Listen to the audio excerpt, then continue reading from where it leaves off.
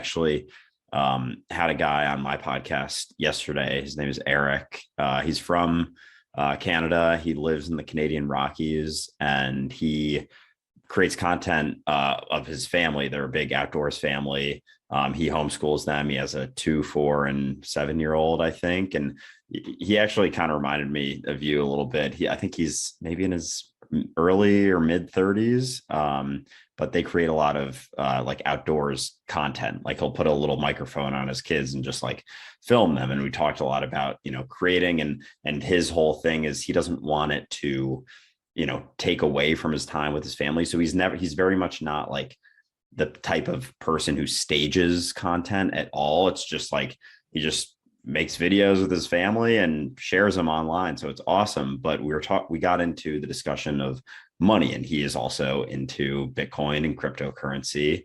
And he was talking about how he does the content, and they have built up a pretty good following, but he also is snow patroller on the side and has a certain amount of income coming in. I think he said his family lives on around like 60 to 70,000 Canadian dollars a year. And we were talking about investing in Bitcoin. And I was talking about how I'm pretty risk tolerant when it comes to those things because I'm young and I don't have many responsibilities. And it's like, why not? But his perspective was kind of similar, but in the sense that he already feels like he has enough. He is fully fulfilled in everything that he does. So he's dumped a lot of money into this stuff because his thought is he believes in this and he thinks it can go somewhere, and he already is fulfilled. So he doesn't need that money. But if he is correct and it were to hit, then it would be cool. And there are all these things in his community that he would want to be able to use the money for. So it's almost like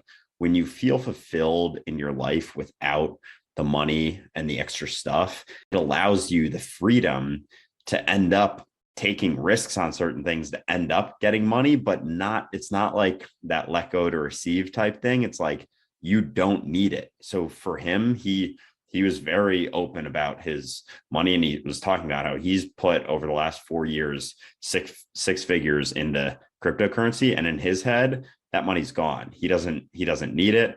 He's okay without it because he's already completely fulfilled in his day-to-day life with his family, what he does on a day-to-day basis. He doesn't need that money. So it's just there and see what happens. If it runs up, great. But I think taking the time to have that sort of perspective isn't all that common in our society. But if you were to be able to take that time, all of a sudden you'd realize like maybe not everyone listening to this or everyone out there feels like they would have enough if they were to take the time to really see it. But I think a lot more people than maybe feel like they do would have that feeling of fulfillment if they just took a second to take a step back and realize all of that and not be so tied into this societal dance that we've discussed a lot on the last podcast, like how there's just these pinnacles that are just completely made up.